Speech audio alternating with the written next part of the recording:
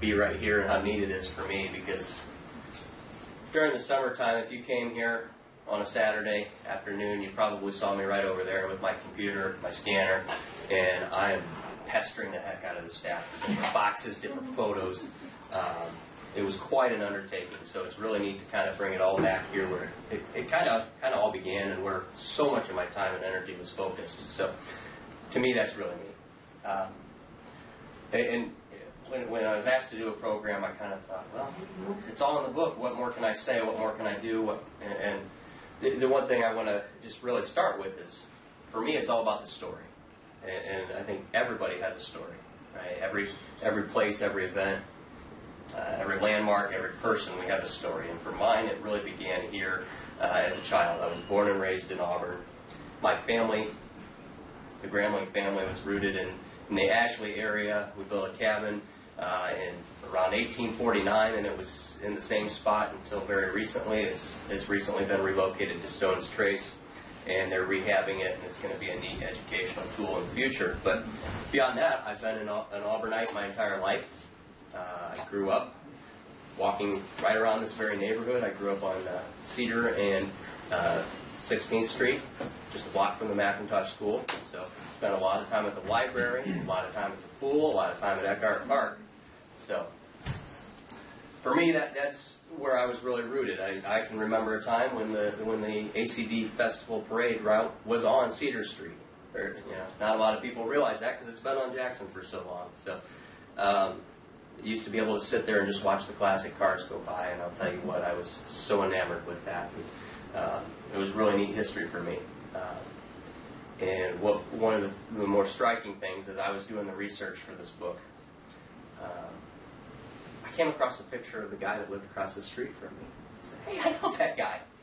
He was almost a grandfatherly figure to me. He was a great neighbor. I would sell him my sausages and pistachios for Little League and for the school fundraisers. And every time I'd take it to him, he'd make me sit on the porch and eat it with him. So just a real neat fellow, and to me, he still kind of epitomizes the true meaning of what a neighbor is. So when I found this article, I come to find out he was one of the final employees of the Auburn Automobile Company.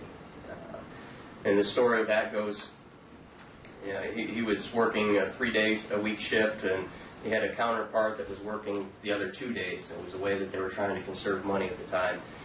So he finished his shift one day, and the next day he went downtown to get a sandwich at a restaurant, and there was the guy that was supposed to be working for him. And he says, what are you doing here? Oh yeah, Dan, by the way, go get your check. They shut us down. So to me, just to think about that and put that into perspective, here I am, this young kid watching the parade go right by my porch as a child, the history, and right across the street from me is a guy who's watching the same parade, and he has a whole different appreciation than I ever would. He was there building those classic cars and those wonderful works of art. So for me, that puts a lot into perspective.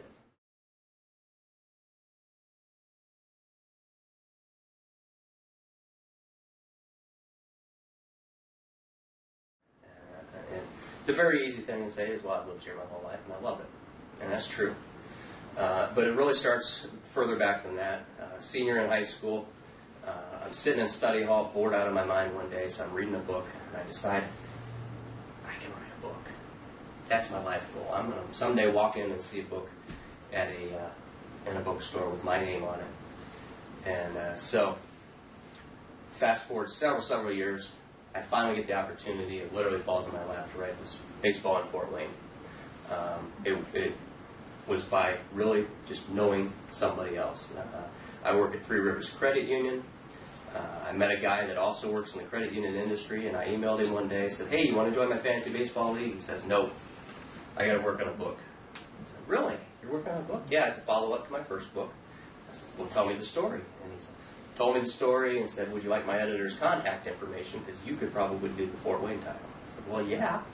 And before the end of the day, the editor contacted me and said, "I really want a Fort Wayne title." So all that happenstance and the chance, the connections I had with that gentleman allowed me to fulfill my lifelong dream of doing the baseball in Fort Wayne. And then I said, now what? don't know. More books, I guess. I don't know. That's when I remembered it's really hard. And so I kind of followed with Arcadia Publishing over the years. The Baseball in Fort Wayne book was in the imprint, Images of Baseball. The book that I've just recently published, The Legendary Locals of Auburn, is in a new imprint from Arcadia called Legendary Locals. And as I followed the beginnings of that imprint, I thought, gosh, Auburn really needs a title.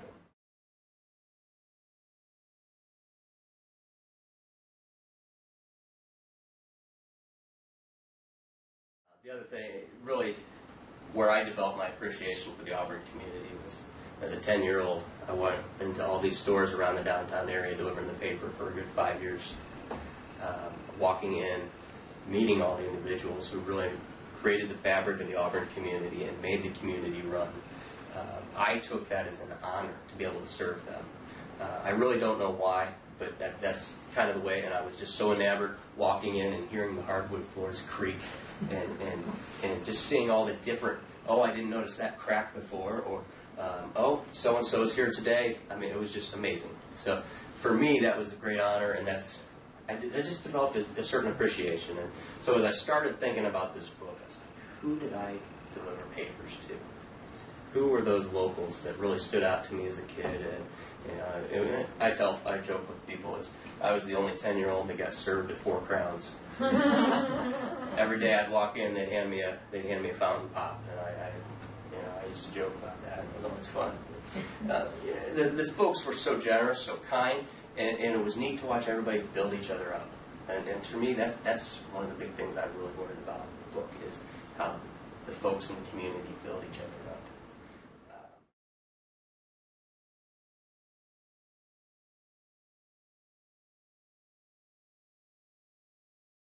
I tell you, there's a lot I didn't know about Auburn. There's a lot I still don't know about Auburn.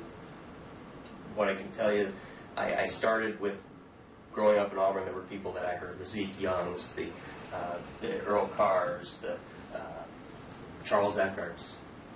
Kind of took them for granted. There's names I heard. My parents and my grandparents would just kind of throw out there willy-nilly, like, oh, yeah, well, you know Zeke Young, and going on Lash. So.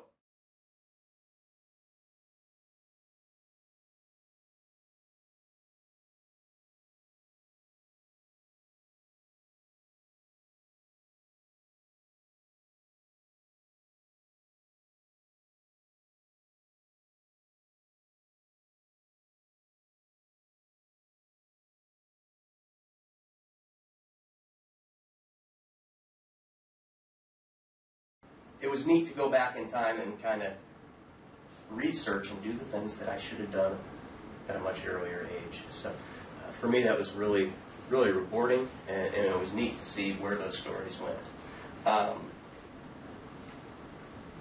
And going back to the stories, it's those little things of the community that you take for granted. Not until I did this book did I realize the neighborhood where I live. There's Allison Street. There's Garwood Street, there's Sanders Street, Foley. I had no idea those were mirrors. You know? Shame on me, but for those streets, there's a story and there's a name for each one of those streets. And those are the people that continue to build the Auburn community. The historical buildings, to the story about the library, how we turned down a Carnegie grant to build that library. It's amazing. The Eckhart Park, it's a great park. I had no idea that it was actually a kind of a marketing tool for the Auburn Automobile Company. It was a rest stop for the cars and the drivers. So, just neat stories. I mean, I drove by Ewo Street for years. Just thought it was a funny named street.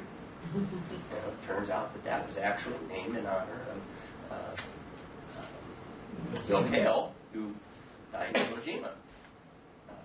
I had no idea. So there's so many of those connections, and they're symbolic. Think about the historic buildings, more of the historic, the YMCA, and the one here on 4th Street, and how that came about. And to think the driving force behind that was the Prohibition movement. And it was trying to make sure that the community stayed sober, and just to think now where things might go. I don't know what the intentions are there, but the future that it may hold, I just don't know. But I certainly hope that it would not become a tavern or something of that sort,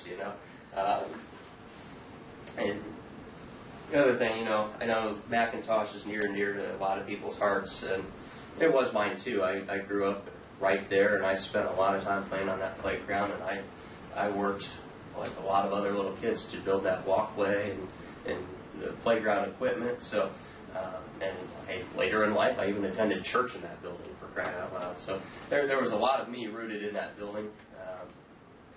But the story of a William McIntosh who laid the first brick and then laid the brick several years later because of the delay because of the war, and that he funded a lot of that, if not almost all of it. So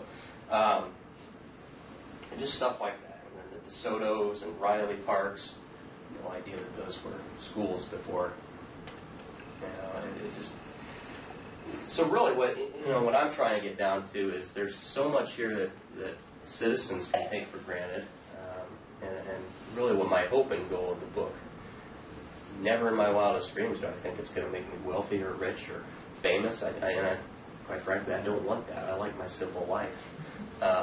What I'm hopeful of is that it will kind of be a beginning for other folks.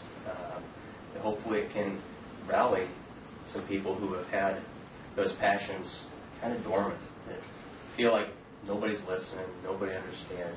I don't believe that we are defined by our history, but our foundation is built upon our history. And so if you talk to me and you subscribe to my newsletters, or you see me on Facebook, I'll do, one of my frequent phrases is dig history, build tomorrow.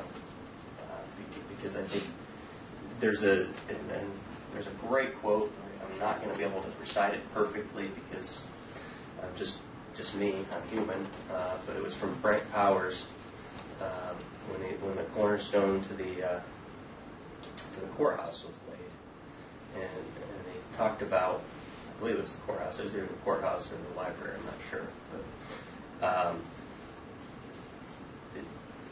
but a happy person is one who can honor the past, predict the future, live in the present, but not spend too much time in any one of those. And to me, that's amazing. That really speaks volumes, and more than I can even begin to encapsulate.